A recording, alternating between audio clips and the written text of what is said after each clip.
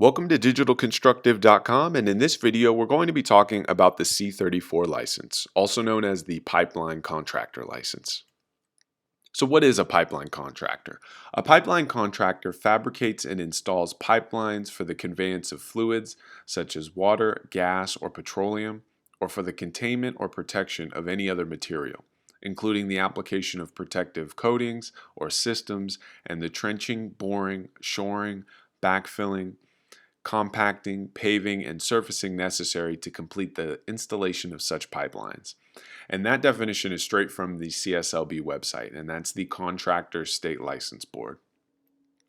So essentially, a C-34 license is required to contract for work associated with pipeline construction where the total cost exceeds $500 in labor and materials. So how long does it take to get the C-34 license? On average, you're looking at a time frame of about 90 days. Now, the time of year that you send your application, whether or not you have a criminal history, or whether or not your application is put up for further review, are all factors that can make it take a lot longer than 90 days. And in some cases, it'll take less than 90 days. It all just depends on, there's a lot of different factors that go into it. Typically, you're looking at an average processing time of about 6 to 8 weeks, and then another 3 to 4 weeks before you actually go and take your exam. So what are the basic requirements for a contractor license? You've got to be at least 18 years of age. You've got to have a valid driver's license or USAID. You've got to have a Social Security or ITIN number. And you can't currently be on probation or parole. Now, what are the experience requirements for the C-34 license? So you've got to have at least 4 years full-time journey level experience within the last 10 years. You've got to have somebody who can sign off on that experience. And you've got to be able to document your experience if the CSLB asks you to submit documentation. So who can sign off on that experience? You could use a general contractor. This could either be a general contractor or a general engineering contractor. You could use a C-34 license holder. You could use a foreman or supervisor. You could use a fellow journeyman or fellow employee. And in some cases, you could even use a business associate.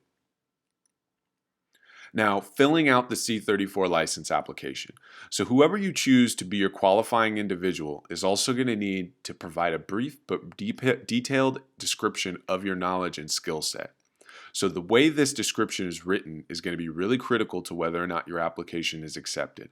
So for example, Robert has installed pipelines is not going to be descriptive enough. The CSLB is really going to be looking for something that sounds more like Robert has installed and engaged in pre-construction site preparation. He's installed pipelines, he's installed precast manholes, sewer mains, crude oil pipelines, and natural gas.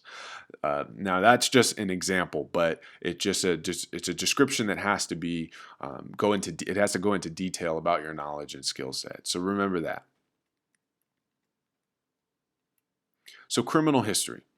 Now, every contractor has to do live scan fingerprinting when they submit an application to the CSLB. It's just everybody has to do it.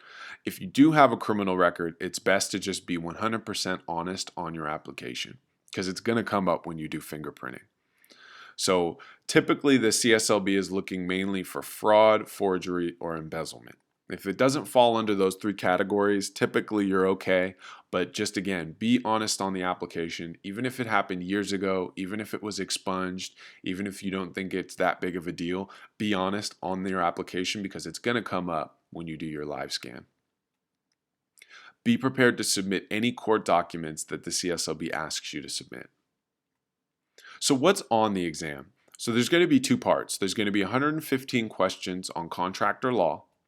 There'll be another 115 questions covering pipelines.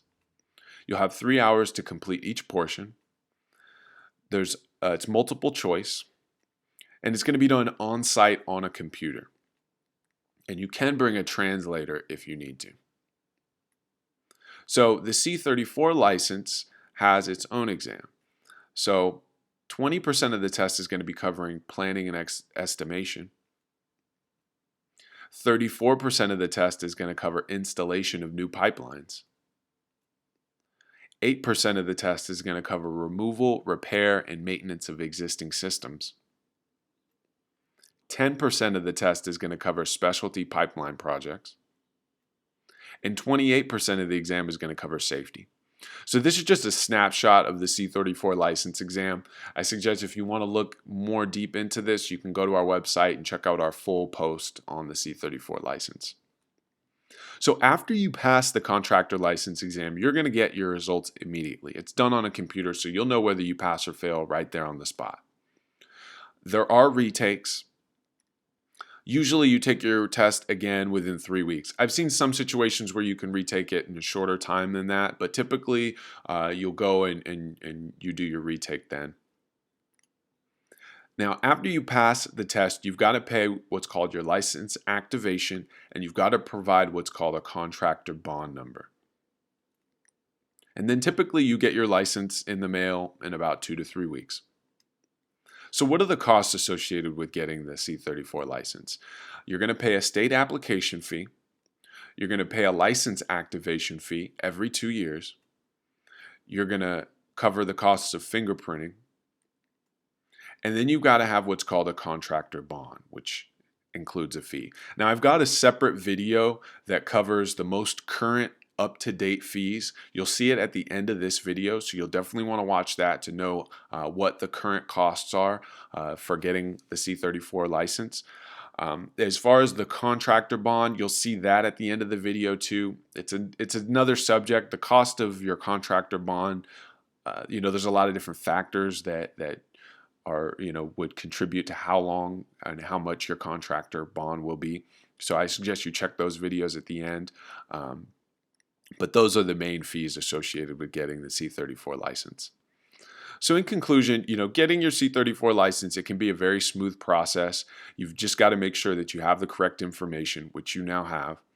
And you've got to make sure your application is filled out correctly. These are the two biggest factors. Now, obviously, you want to pass the contractor license exam on your first try. We've got videos that can show you everything that you need to know.